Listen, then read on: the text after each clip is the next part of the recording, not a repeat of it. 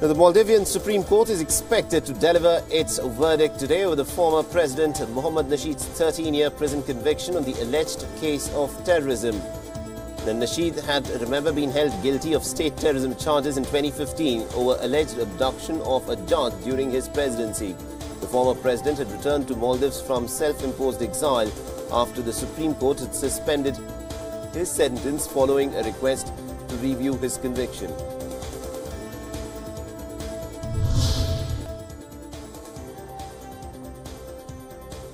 The British Prime Minister Theresa May has called on lawmakers to back the draft Brexit deal, saying that it was not only the best agreement that she could achieve, but also that it was the only one on the table. Now, May told a news conference after a summit in Brussels that she would now try to convince lawmakers to back the deal by publishing analysis and also by talking to the public, underlining that if this was rejected, then Britain would face more uncertainty.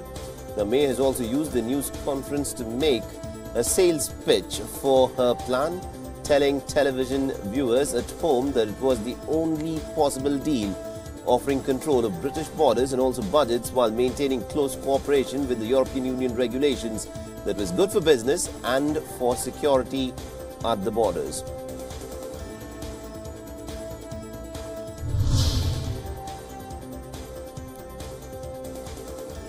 The French President Emmanuel Macron has said that if the British Parliament voted down a Brexit deal, then it would be up to the British government to provide solutions, adding that France is in fact preparing for all scenarios.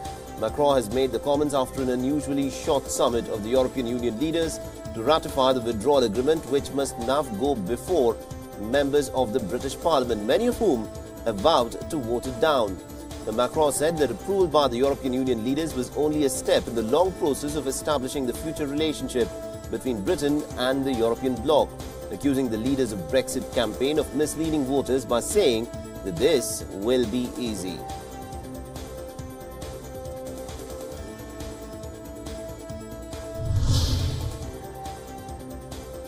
The Spanish Prime Minister Pedro Sanchez has said that Spain's position over Gibraltar is stronger after the agreement of a Brexit deal due to Spanish policy effectively has now become the European Union policy. Speaking after a European Union leaders summit, Sanchez said that Spain will seek talks on joint sovereignty of Gibraltar once Britain has left the European Union, adding that he had told his British counterparts that he wanted to resolve the 300-year-old dispute. But the small peninsula attached to Spain is a major point of contention in the Anglo-Spanish relations, as Spain has for a long time claimed sovereignty over Gibraltar.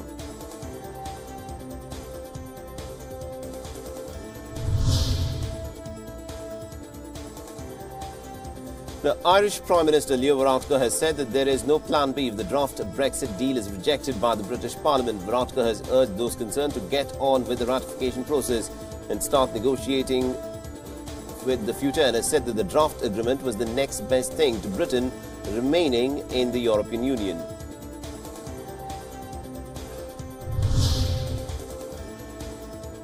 Syria has asked the United Nations to take action against the rebels. The government of Syria has said that it has urged the United Nations Security Council to immediately and strongly condemn the terror crimes.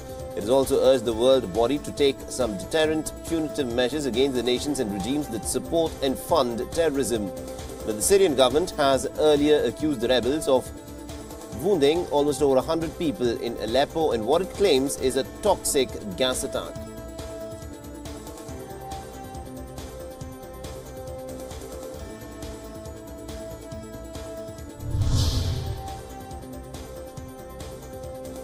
At least about 30 people were killed when a boat capsized on Lake Victoria in Uganda. According to the authorities, the boat was in a poor condition and did not have a valid license and had even been grounded for some time. The rescue workers are trying to retrieve bodies from the lake, which is a favorite amongst the tourists.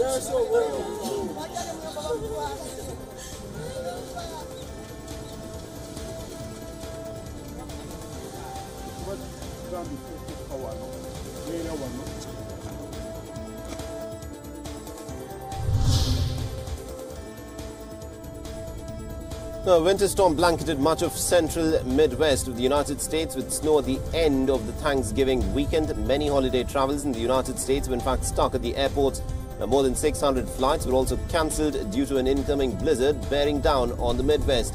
Now, the blizzard warnings were issued in areas stretching across northeast Kansas to Chicago, with snow already falling in some regions.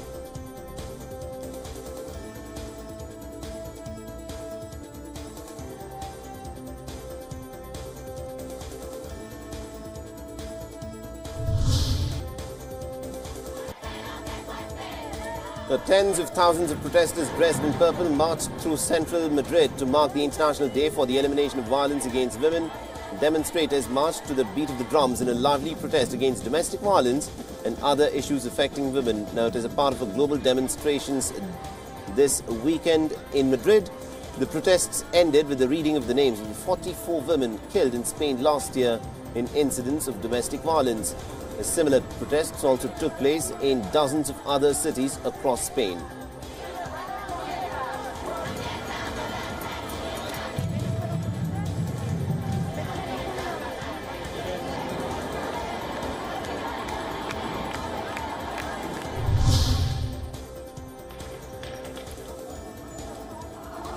The hundreds of demonstrators in the Shiite areas of Kabul and Bamiyan province in Afghanistan protested against the arrest of an ethnic Hazara militia commander.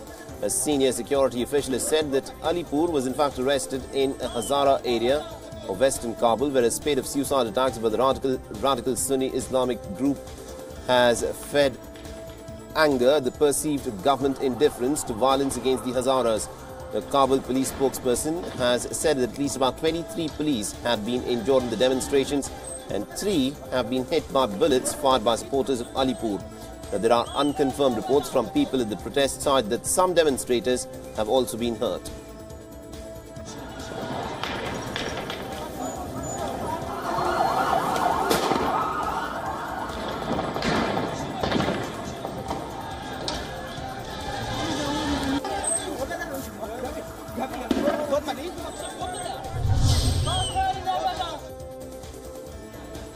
The several hundred Central American migrants have marched towards the international border crossing between Tijuana and California to pressurize the United States to hear their asylum claims.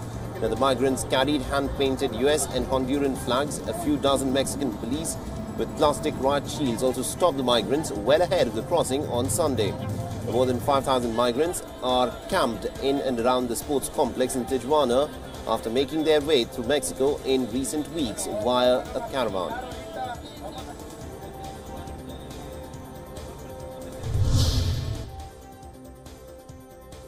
Well, to some news from India, and Shiv Sena Chief Uddhav Thackeray along with his wife and son Aditya did darshan of the Ram Leela this morning, warning that emotions of Hindus should not be taken for granted. Now, the Shiv Sena chief said that the BJP government at the centre may not last if the Ram temple is not built in Ayodhya, and has called for an ordinance to pave for its way.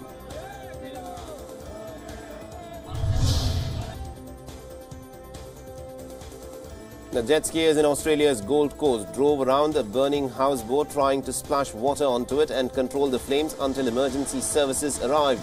The images show the riders using their jet skis to create splashes of water to douse the burning vessels, whose top deck was on fire. Now, local media has reported that someone, in fact, jumped on board the burning vessel to see if anyone was trapped inside, but it was empty. Now, the boat owners later returned to salvage what was left of their belongings.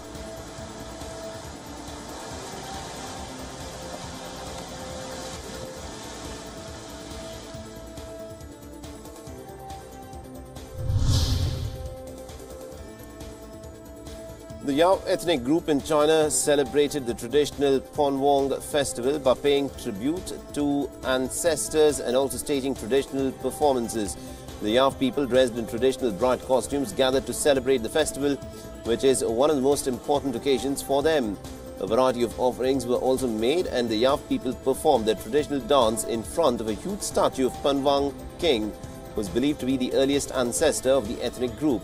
In recent years, the festival has outgrown its past as a traditional festival dedicated to ancestral worship, evolving into a carnival festooned with distinctive Yao singing and dancing.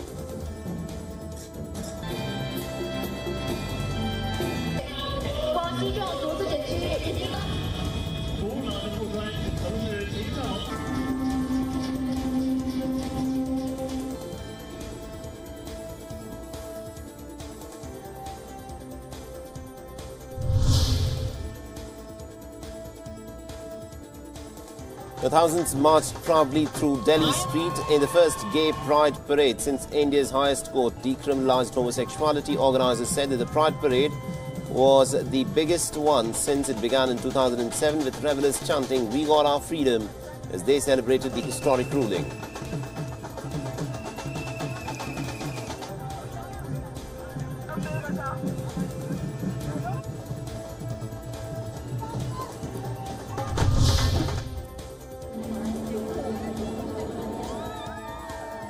Colombia has broken the Guinness Book of World Record for having the most people light a glow stick simultaneously. The local organizers gathered in Bogota to break the record and in doing so raise awareness about women's rights. The event took place on the eve of the United Nations International Day for the Elimination of Violence Against Women.